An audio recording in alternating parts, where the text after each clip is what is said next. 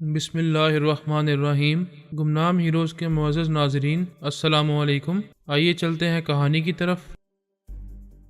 مانا کہ باپ ظلم کر رہا ہے لیکن اس کی بیٹی پر ظلم نہیں کرنا چاہیے۔ پروفیسر نے کہا پارکر اس لڑکی کو نقصان نہیں پہنچائے گا، وہ اسے صرف ایک ڈال کے طور پر استعمال کر رہا ہے۔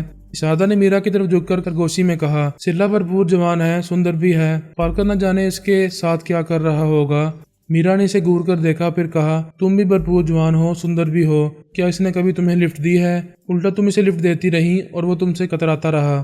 تم جو راستے کی دیوار بنی ہوئی تھی وہ تمہاری خاطر خود کو مسلمان کر رہا تھا۔ پانڈے کو یہ بتا رہا تھا کہ تم اس کے ساتھ وقت گزار رہی ہو۔ اس نے پانڈے کو بھڑکانے کے لیے ایسا کہا تھا، ورنہ اس کے رویے سے سمجھ لینا چاہیے کہ وہ جوان لڑکیوں سے دلچسپی نہیں لیتا ہے۔ کبریا ٹرین کی روانگی سے پہلے ٹکٹ کاؤنٹر پر آیا۔ اس نے کاؤنٹر کلرک کے دماغ پر قبضہ جمایا۔ اس نے ایک ایئر کنڈیشن کیبن اس کے لیے ریزرو رکھا ہوا تھا۔ ایک کیبن 4 مسافروں کے لیے ہوتا ہے۔ کبریا نے اپنے ایک فرضی نام کے ساتھ پروفیسر دینا ناتھ، میرا اور شاردا کے نام سے 4 ٹکٹ حاصل کیے، ان کی رقم ادا کی، پھر ٹرین پر سوار ہو گیا۔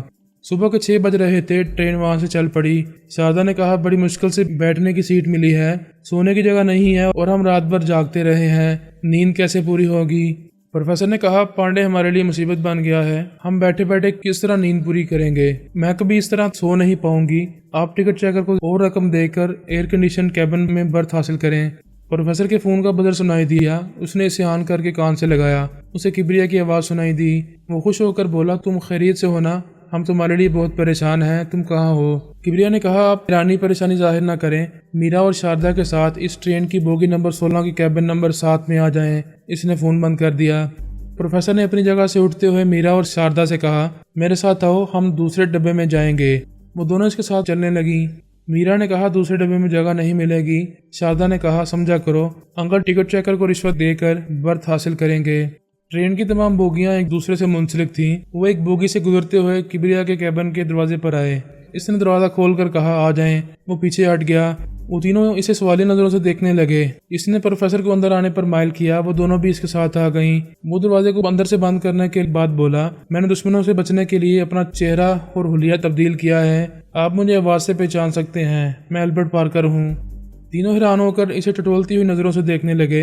وہ مسکرا کر بولا، جب میں بیس بدلتا ہوں تو میرے اپنے بھی مجھے پہچان نہیں سکتے، میری پہچان یہ ہے کہ میں غیر معمولی قوت سماعت رکھتا ہوں۔ پروفیسر نے کہا، بے شک یہ البرٹ پارکر کی پہچان ہے۔ وہ بولا، تھوڑی دیر پہلے شاردا کہہ رہی تھی، بڑی مشکل سے بیٹھنے کے لیے سیٹ ملی ہے، سونے کی جگہ نہیں ہے اور ہم رات بھر جاگتے رہے ہیں، نیند کیسے پوری ہوگی؟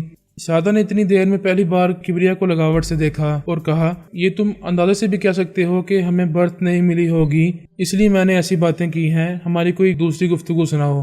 وہ مسکرا کر بولا، تم نے میرا سے سرگوشی میں کہا تھا، سرلا بھرپور جوان ہے، سندر بھی ہے، پارکر اس کے ساتھ نہ جانے کیا کر رہا ہوگا۔ شاردا یہ سنتے ہی جھیم گئی، پھر بولی، سوری پارکر، میں نے حسد اور جلاپے میں یہ کہہ دیا تھا، پتہ نہیں کیوں میں کسی دوسری لڑکی کو تمہارے قریب نہیں دیکھ سکتی، یہ تمہاری دماغی کمزوری ہے، تم جلد ہی میرے ساتھ میری آئیڈیل کو دیکھو گی، اسے میرے قریب برداشت نہیں کرو گی تو میں اسے لے کر دور چلا جاؤں گا۔ وہ بولی، تم میری توہین کر رہے ہو، کیا تمہاری کوئی آئیڈیل ہے؟ ہاں، بہت خوبصورت، سنجیدہ اور خاموش رہنے والی لڑکی ہے، جب سے اسے دیکھا ہے وہ میری نگاہوں میں رہنے لگی ہے، اس وقت بھی مجھ سے دور نہیں ہے۔ میرا نے چونک کر اسے چور نظروں سے دیکھا۔ کبریا اسے مسکرا کر دیکھ رہا تھا۔ شاردا نے دونوں کی نگاہوں کے تصادم کو دیکھا، پھر غصے سے بھڑک گئی، مجھے پہلے ہی شبہ تھا، تم بہن نہیں دشمن ہو، کالی بلی کی طرح میرا راستہ کاٹ رہی ہو۔ انکل آپ دیکھ رہے ہیں، یہ خاموش رہتی ہے مگر مجھے اندر سے ڈستی رہتی ہے۔ میرا نے ناگواری سے کہا، کیا بکواس کر رہی ہو؟ انکل اسے سمجھائیں، پتہ نہیں یہ میرے متعلق کیسی رائے قائم کر رہی ہے۔ پروفیسر نے ڈانٹ کر کہا، مجھے پارکر سے ضروری باتیں کرنے دو، تمہاری بے تکی باتوں کے باعث مجھے باتیں کرنے کا موقع نہیں مل رہا ہے، میں چپ رہوں گی، پہلے میرا صاف صاف کہہ دے کہ اسے پارکر سے لگاؤ نہیں ہے۔ کبریا نے کہا، میرا سے نہ پوچھو، میں کہتا ہوں کہ میرا میری آئیڈیل ہے، کیا اتنی سی بات سمجھ میں نہیں آتی کہ میں اسی کی خاطر برسر ایک اقتدار پارٹی کے لیڈر سے ٹکرا رہا ہوں اور بیس بدل کر پھر اس کے قریب آ گیا ہوں۔ اس کی باتیں سن کر میرا کا دل تیزی سے دھڑک رہا تھا۔ وہ منہ پھیر کر شرما رہی تھی اور شاردا رونے لگی تھی۔ پروفیسر نے کہا، کیوں بچوں کی طرح رو رہی ہو؟ چپ ہو جاؤ، آنسو پونچھو، محبت ایسی چیز نہیں ہے جسے تم زبردستی کسی سے چھین سکو۔ پھر اس نے کبریا سے کہا، پارکر، میرا اور شاردا کی ذمہ داریاں مجھ پر ہیں، یہ دونوں جسے پسند کریں گی میں اس سے شادی کر دوں گا، لیکن تم تقدیر سے نہیں لڑ سکو گے۔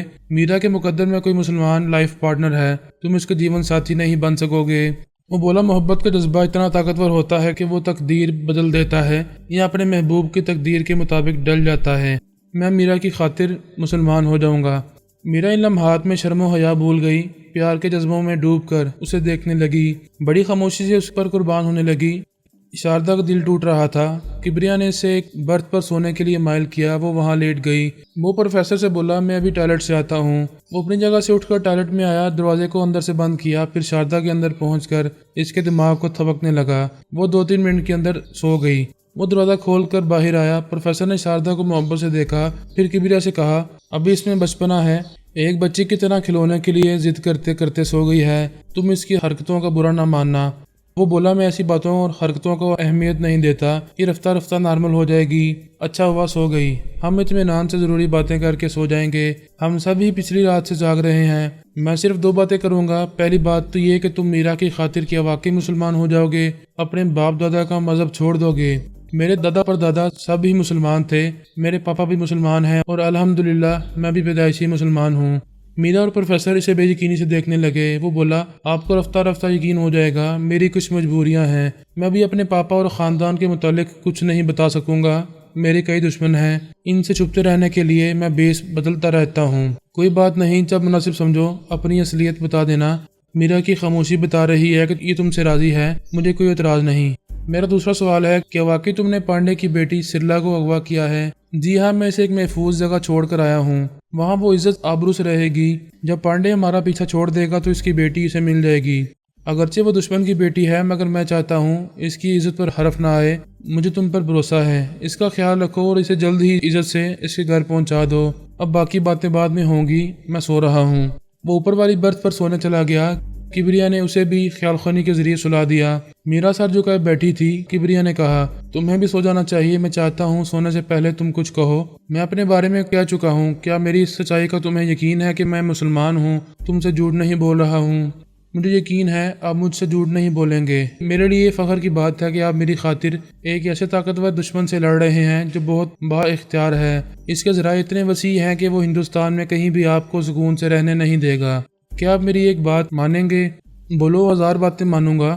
آپ یہ ملک چھوڑ دیں، یہاں قدم قدم پر آپ کے لیے خطرہ ہے، وہ لوگ کہیں چھپ کر آپ کو گولی مار سکتے ہیں۔ تم ملک چھوڑنے کی بات کہہ رہی ہو، میں تو تمہارے بغیر یہ دنیا بھی نہیں چھوڑوں گا۔ کیا میرے ساتھ گولی کھاؤ گی؟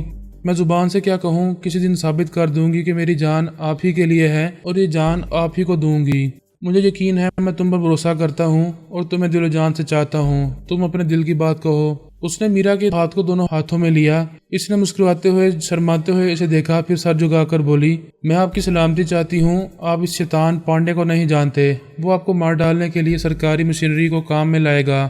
میں دشمنوں سے بے خبر نہیں ہوں، ان کے ایک ایک منصوبے سے باخبر رہتا ہوں۔ آپ غیر معمولی سماعت کے ذریعے دشمنوں کی باتیں سنتے رہتے ہیں، واقعی صلاحیت کے ذریعے آپ محفوظ رہتے ہیں۔ اس کا ہاتھ کبریا کے ہاتھ میں تھا۔ وہ عجیب سی کشش محسوس کر رہی تھی، اس کی طرف کھینچی جا رہی تھی۔ اس کے اندر کیا ہو رہا ہے یہ کبریا خوب سمجھ رہا تھا۔ فی الحال وہ یہ معلوم کرنا چاہتا تھا کہ دشمن اسے کہاں کہاں تلاش کر رہے ہیں۔ اس نے کہا، جی چاہتا ہے اسی طرح تمہارے ساتھ محبت سے وقت گزارتا رہوں، لیکن ہم پچھلی رات سے جاگ رہے ہیں، ہمیں ذہنی اور جسمانی طور پر فریش رہنے کے لیے سو جانا چاہیے۔ میں اوپر والی برتھ پر جا رہا ہوں، تم یہاں سو جاؤ۔ اسے کبریا کی قربت اچھی لگ رہی تھی، وہ دیر تک بیٹھی رہنا چاہتی تھی، لیکن محبت سے یہ بھی سوچ رہی تھی کہ وہ تنہا دشمنوں سے جنگ لڑ رہا ہے، بہت تھکا ہوا ہے، اسے سو جانا چاہیے۔ کبریا نے اس کے ہاتھ کو چوم کر کہا، ہم نیند پوری کرنے کے بعد ڈھیر ساری باتیں کریں گے، اب آرام سے سو جاؤ۔ وہ اوپر والی برتھ پر چلا گیا۔ میرا نے اس ہاتھ کو اپنے دھڑکتے ہوئے سینے سے لگا لیا جسے کبریا نے چوما تھا، پھر وہ اپنی برتھ پر لیٹ گئی۔ کبریا نے اسے 1 منٹ میں خیال خوانی کے ذریعے سلا دیا۔ ابھی اس کے نصیب میں آرام نہیں تھا، دشمنوں کی مصروفیات کے بارے میں معلومات حاصل کرنا بہت ضروری تھا۔ پہلے اس نے ناگیشور پانڈے کی بیٹی سرلا کی خبر لی۔ وہ شلپا کے بنگلے میں ایک کمرے میں آرام سے سو رہی تھی۔ کبریا نے سرلا، شلپا اور اس کی ماں کے دماغوں میں باری باری جا کر یہ حکم دیا کہ وہ تینوں مزید 4 گھنٹوں تک سوتی رہیں گی، پھر اس نے DIG کے خیالات پڑھے۔ وہ مایوس ہو کر اپنے اعلیٰ افسر سے کہہ رہا تھا کہ البرٹ پارکر دہلی میں نہیں ہے، اس شہر سے باہر نہ جانے کون سے شہر یا قصبے میں جا کر چھپا ہوا ہے۔ اعلیٰ افسر نے کہا ممبئی سے ناگیشور پانڈے اپنی بیٹی کے لیے گرج رہا ہے، آج شام تک اس کی بیٹی واپس نہ آئی تو وہ ہم سب کو ہمارے عہدوں سے نیچے گرا دے گا، ہمارا ٹرانسفر کرا دے گا۔ کبریا نے ناگیشور پانڈے کے دماغ پر قبضہ جمایا۔ اسے کبریا کی مرضی کے مطابق فون کی گھنٹی سنائی دی۔ اس نے ریسیور اٹھا کر کہا، ہیلو، کون ہے؟ تمہارا باپ بول رہا ہے، اپنی بیٹی واپس چاہتے ہو یا نہیں؟ وہ چونک کر بولا، ارے تم البرٹ پارکر ہو؟ میں البرٹ پارکر کے بیس میں تھا، اب دوسرے بیس میں ہوں۔ تمہارے اتر پردیش کے تمام پولیس والے مجھے ڈھونڈ رہے ہیں، کتنے ہی میرے قریب سے گزر چکے ہیں، کسی نے مجھے اب تک نہیں پہچانا ہے اور نہ ہی کبھی پہچان پائیں گے۔ یہ بتاؤ میری بیٹی کہاں ہے؟ تم نے اسے کوئی نقصان تو نہیں پہنچایا؟ تمہاری بیٹی بہت ہی سندر اور بھرپور جوان ہے۔ خبردار، ایک بیٹی کے باپ سے ایسی باتیں نہ کرو۔ تم دوسروں کی بیٹیوں سے کھیلتے ہو اور چٹخارے لے کر ان کے حسن و شباب کی باتیں کرتے ہو، ایسے وقت تمہیں شرم نہیں آتی؟ اپنی بیٹی کے لیے غیرت جاگتی ہے، دوسروں کی بیٹیاں لوٹ کا مال ہوتی ہیں۔ مجھے بتاؤ سرلا کہاں ہے؟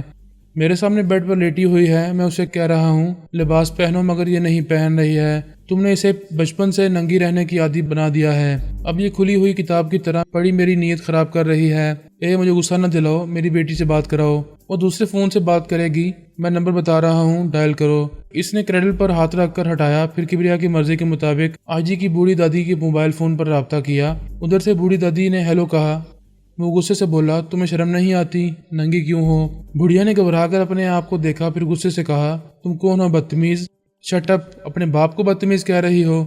کیا بکواس کر رہے ہو؟ میرے باپ کو مرے ہوئے 50 برس ہو چکے ہیں۔ کیا تمہارا دماغ خراب ہو گیا ہے؟ میں زندہ ہوں اور تم مجھے مردہ کہہ رہی ہو۔ آگے کوئی بکواس کرنے سے پہلے بستر سے اٹھو اور فوراً کپڑے پہنو۔ پاگل کے بچے، میں نے پورے کپڑے پہنے ہیں، تیری ماں ننگی ہوگی، جا کے اسے کپڑے پہنا۔ آئی جی نے کمرے میں آ کر پوچھا، دادی ماں کس کا فون ہے؟ پتہ نہیں کون کمینہ ہے، کیا تم معلوم کر سکتے ہو کہ یہ فون کرنے والا کتا کون ہے؟ آئی جی نے اس سے فون لے کر کان سے لگایا۔ اس وقت وہ پوچھ رہا تھا، کیا تم سرلا نہیں ہو؟ اس نے سرلا کا نام لیا تو آئی جی نے اس کی آواز بھی پہچان لی۔ حیرانی سے پوچھا، ناگیشور یہ تم ہو؟ وہ بولا، او سوری، اس دشمن نے مجھے غلط نمبر بتایا ہے، تم آئی جی ہو نا؟ ہاں، کس دشمن نے تمہیں یہ نمبر دیا ہے؟ وہی دشمن ہے جس نے سرلا کو اغوا کیا ہے، پتہ نہیں وہ میری بیٹی کے ساتھ کیا کر رہا ہے۔ فکر نہ کرو، وہ خیریت سے ہوگی، ہم اسے ڈھونڈ نکالنے کی پوری کوششیں کر رہے ہیں۔ یہ تو میں کل رات سے سنتا آ رہا ہوں، وہ میری بیٹی کے ساتھ اسی شہر کے کسی مکان میں ہے، میری عزت کی دھجیاں اڑا رہا ہے۔ ہم پورے شہر کی ناکہ بندی کر چکے ہیں، وہ یہاں سے جا چکا ہے۔ اگر سرلا کے ساتھ کسی مکان میں ہے تو پھر کسی قریبی شہر میں ہوگا۔ میرا مشورہ ہے، اس کا کوئی مطالبہ ہو تو مان لیا جائے، اس طرح بیٹی واپس آ جائے گی۔ اس کی واپسی کا یہی ایک آسان طریقہ ہے۔ کبریا نے اسے فون کی گھنٹی بجنے کا احساس دلایا۔ وہ بولا، فون کی گھنٹی بج رہی ہے، شاید اسی کا فون ہے، میں بھی تم سے رابطہ کروں گا۔ اس نے وہ ریسیور رکھ کر دوسرے فون کا ریسیور اٹھایا، پھر اسے کان سے لگا کر بولا، ہیلو۔ کبریا نے کہا، تم نے اپنی بیٹی سے بات کر لی؟ تم نے مجھے غلط نمبر دیا تھا، پلیز میرا مذاق نہ اڑاؤ، میری بیٹی کو واپس کر دو، تمہارا جو بھی مطالبہ ہوگا میں اسے پورا کروں گا۔ میرا مطالبہ ہے تم پروفیسر دینا ناتھ، شاردا اور میرا سے دشمنی بھول جاؤ گے۔ سمجھو کہ بھول گیا، بس اسی لمحے سے بھول گیا، میں کبھی ان کا نام بھی زبان پر نہیں لاؤں گا۔ تم 2 دنوں کے لیے دہلی جاؤ گے، یہاں آنے کے بعد تم ممبئی میں کسی سے فون پر رابطہ نہیں کرو گے۔ میں کسی بھی پہلی فلائٹ میں دہلی جانے کے لیے سیٹ حاصل کروں گا۔ تم جتنی جلدی دہلی آؤ گے اتنی ہی جلدی تمہیں بیٹی واپس مل جائے گی، وہ ایئرپورٹ پر تمہیں ریسیو کرنے آئے گی۔ وہ ناگیشور پانڈے کو اس لیے ممبئی سے ہٹا رہا تھا کہ شام تک پروفیسر دینا ناتھ اور ان دونوں لڑکیوں کے ساتھ وہاں پہنچنے والا تھا۔ وہ نہیں چاہتا تھا کہ پانڈے کو وہاں ان قیامت کا علم ہو اور وہ ان کے خلاف شیطانی حرکتیں کرے۔ اس نے کہا، دہلی جانے سے پہلے یہاں کسی کو 2 کروڑ روپے دے کر جاؤ، میں وہ رقم اس سے وصول کر لوں گا۔ وہ عاجزی سے بولا، 2 کروڑ تو بہت ہوتے ہیں، تو پھر 3 کروڑ دے دو، جتنی بحث کرو گے اتنی ہی رقم بڑھتی جائے گی۔ جسے 3 کروڑ دے کر جاؤ گے اسے ابھی بلاؤ۔ اس نے اپنے ایک مشیر کو بلایا، پھر اس کے آنے پر کہا، میں ابھی تمہیں 3 کروڑ روپے دے رہا ہوں، کسی وقت بھی ایک شخص تمہارے پاس آئے گا تو کوڈ ورڈز کے طور پر یہ کہے گا، ناگیشور پانڈے گدھے کا بچہ ہے، یہ سنتے ہی تم اسے 3 کروڑ روپے دے دو گے۔ مشیر نے حیرانی سے پوچھا، پانڈے صاحب، آپ گالی کھانے کے 3 کروڑ روپے دے رہے ہیں؟ آج میں بہت خوش ہوں، جو مجھے گالی دے گا میں اسے اسی طرح انعام دوں گا۔ میں آپ کو ماں بہن کی گالیاں دے سکتا ہوں، کیا مجھے بھی 3 کروڑ روپے ملیں گے؟ 3 کروڑ جوتے ملیں گے۔ کبریا اس مشین کی آواز سن چکا تھا، کسی وقت بھی اس کے اندر پہنچ سکتا تھا۔ مشیر نے کہا، یہ اب ریسیور اٹھا کر کس سے باتیں کر رہے ہیں؟ یہ تو خراب پڑا ہے، اس کے لیے کمپلین کی گئی ہے۔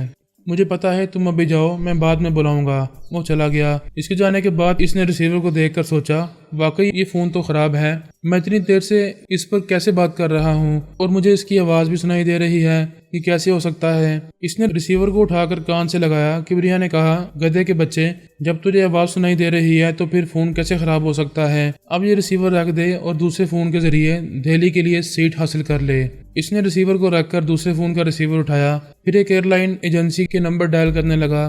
کبریا دماغی طور پر حاضر ہو گیا، آئندہ پھر پانڈے کے پاس جا کر اس سے نمٹنے والا تھا۔ آلا بی بی نے فرمان مصری کے ساتھ کچھ وقت گزارا تھا، اس کے ساتھ رات کا کھانا کھا کر قاہرہ کی شاہراہوں پر گھومتی رہی تھی۔ فرمان ایک صحت مند، قدآور اور خوب روح جوان تھا۔ پہلی ملاقات میں آلا بی بی کو دل دے بیٹھا تھا۔ وہ بھی اس سے کسی حد تک متاثر تھی، لیکن اتنی ریزرو تھی کہ وہ اظہار محبت کی جرت نہیں کر رہا تھا۔ وہ بھی اسے موقع نہیں دے رہی تھی۔ پراسرار علوم جاننے والی بنت امارہ نے فرمان کو اپنا بیٹا بنایا تھا، بعد میں آلا بی بی کو بھی بیٹی بنا لیا تھا۔ وہ بوڑھی ٹیلی پیتھی جانتی تھی، اس کے دماغ میں کوئی بھی خیال خوانی کرنے والا آ سکتا تھا، لیکن اس کے چور خیالات نہیں پڑھ سکتا تھا۔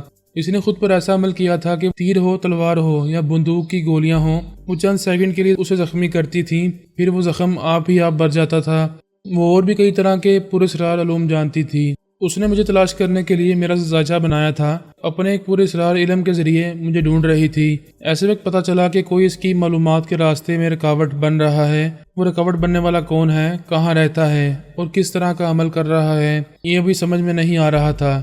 میں پچھلے باب میں بیان کر چکا ہوں، کماری پوجا کلیانی کی دادی ماں ایک وچ لیڈی تھی۔ وہ اپنے کالے علوم سے 16 برس کی جوان خوبصورت چھوکری بن کر رہتی تھی۔ اس وقت وہ 110 برس کی بوڑھی تھی۔ اس کا دعویٰ تھا آئندہ اور 100 سال تک وہ 16 برس کی جوان لڑکی بن کر رہے گی۔ اس نے تمیمی عمل کے ذریعے میرا برین واش کیا تھا، میرے اندر ٹیلی پیتھی کا علم رہنے دیا تھا، باقی میری پچھلی زندگی بلا دی تھی۔ میں کیسی ذہانت سے کام لیتا ہوں، کیسی حکمت عملی سے دشمنوں کو پسپا کرتا ہوں، یہ سب کچھ میری یادداشت میں محفوظ تھا۔ خیال خوانی کی صلاحیتیں بھی یاد آنے والی تھیں، لیکن میری اصلی شناخت مجھے نہیں مل سکتی تھی۔ میں نہ خود کو پہچان سکتا تھا اور نہ ہی اپنوں میں واپس جا سکتا تھا۔ وہ پوجا کی دادی ماں زبردست وچ لیڈی تھی، میرے چاروں طرف کالے علم سے ایسی بندش کر چکی تھی کہ بنت ہمارا جیسی زبردست وچ لیڈی بھی مجھ تک نہیں پہنچ پا رہی تھی۔ وہ معلوم کرنے کی کوشش کر رہی تھی کہ کس نے میرے اطراف کالے منتروں سے بندش کی ہے اور اس کا توڑ کیسے ہو سکتا ہے۔ اس رات بنت ہمارا تھک ہار کر سو گئی تھی۔ اس نے سمجھ لیا تھا کہ اس نامعلوم جادوگر سے ٹکرانا آسان نہیں ہوگا۔ رفتہ رفتہ معلومات حاصل ہوں گی کہ کس نے مجھے ٹریپ کیا ہے اور میں کب تک کالے علم کی جکڑ بندی میں رہوں گا۔ فرمان مصری نے آلا بی بی کو بنت امارہ سے ملایا تھا۔ اس سے پہلے آلا بی بی نے فرمان مصری کے خیالات پڑھے تھے، اس کے ذریعے بنت امارہ کے دماغ میں پہنچی تھی، پھر اس کے بھی خیالات پڑھے تھے۔ یہ اس کی خوش فہمی تھی کہ وہ ان ماں بیٹے کے دماغوں میں پہنچ کر بہت کچھ معلوم کر سکتی ہے۔ بعد میں بنت امارہ نے اسے بتایا کہ وہ دھوکہ کھا رہی تھی، ان ماں بیٹے کے چور خیالات کو کوئی نہیں پڑھ سکتا۔ اس نے اپنے اور فرمان کے دماغ پر ایسا عمل کیا تھا کہ وہ اپنے اندر پرائی سوچ کی لہروں کو محسوس کر لیتے تھے، لیکن ظاہر نہیں ہونے دیتے تھے۔ ایسا ہی عمل بابا صاحب کے دائرے میں آلا بی بی اور کبریا پر کیا گیا تھا۔ فرمان مصری ایک بہترین فائٹر تھا، اپنی ماں سے ٹیلی پیتھی کا علم حاصل کر چکا تھا، بہت جلد خیال خوانی کے قابل ہونے والا تھا۔ بنت امارہ اسے کچھ پراسرار علوم بھی سکھا رہی تھی۔ آلا بی بی، فرمان اور بنت امارہ کے درمیان محبت اور اعتماد پیدا ہوا۔ تب فرمان نے آلا بی بی کو اپنے بارے میں اصل حقائق بتائے۔